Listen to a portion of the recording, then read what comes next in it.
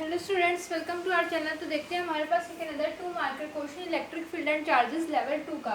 तो क्वेश्चन क्या कह रहा है, हमारे पास एनसीईआरटी का क्वेश्चन है।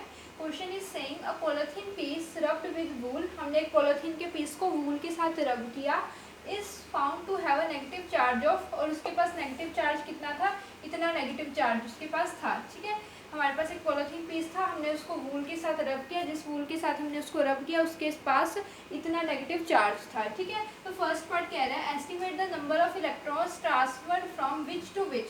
आपको बताना है कि जो इलेक्ट्रॉन्स आपके ट्रांसफर हुए हैं किससे किस में हुए हैं, ये बताना है, और कितने नंबर ऑफ इलेक्ट्रॉन्स ट्रांसफर हुए हैं। तो सबसे पहले अगर हमें number of electrons find out करने हैं तो हम सभी जानते हैं क्वांटाइजेशन ऑफ चार्ज के अकॉर्डिंग हमारे पास जो थर्ड प्रॉपर्टी थी इलेक्ट्रिक चार्ज की, उसमें हमने पढ़ा था क्वांटाइजेशन ऑफ चार्ज, जो कहता है कि चार्ज आपका इंटीग्रल मल्टीपल होता है ई के इलेक्ट्रॉन की वैल्यू के। ठीक है, तो यहाँ पे हमें चार्ज निकालना है। तो नंबर ऑफ इलेक्ट्रॉन्स आपके कितने हैं, यहाँ पे आपके पास NE, ये हमारे पास बेसिकली फॉर्मूला है, और हमें चार्ज ऑलरेडी गिवन है, हमें नंबर ऑफ इलेक्ट्रॉन्स निकालने हैं। तो यहाँ पे चार्ज की वैल्यू एग्जैक्ट पुट कर देते हैं, और यहाँ पे N बाय में E हमारे पास कितना है इलेक्ट्रॉन का चार्ज, जो हम जानते हैं 1.6 इंटू में 10 टू द पावर -19।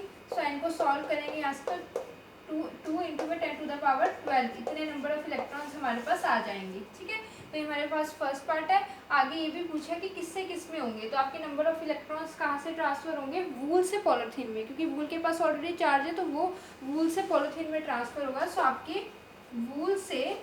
आपके वूल टू पॉलिथीन ट्रांसफर होंगे। ठीक है, आप लिख देना कि electrons will be transferred from wool to polythene. ठीक है, ये फर्स्ट पार्ट है, इसे कीजिए, देन हम सेकंड पे चलते हैं। हेलो स्टूडेंट्स, तो कंटिन्यू करते हैं। हमने ए पार्ट देखा, अब बी पार्ट देखें। तो बी पार्ट कह रहा है is there a transfer of mass from wool to polythene, कि जैसे वूल से पॉलिथीन में इलेक्ट्रॉन्स ट्रांसफर हो रहे हैं वैसे ही क्या वूल का जो मास है वो भी पॉलिथीन में ट्रांसफर होगा। तो इसका आंसर है नहीं, मास ट्रांसफर नहीं होगा। अगर होगा भी तो बहुत ही बिल्कुल नेग्लेजिबल, बहुत थोड़ा होगा। कैसे, तो देखो यहाँ पे लिखा है हमारे पास, since electrons have a definite mass. हम सभी जानते हैं वूल के अंदर क्या प्रेजेंट है, इलेक्ट्रॉन्स प्रेजेंट है, और इलेक्ट्रॉन्स के पास अपना एक डेफिनेट मास होता है, फिक्स वैल्यू होती है मास की।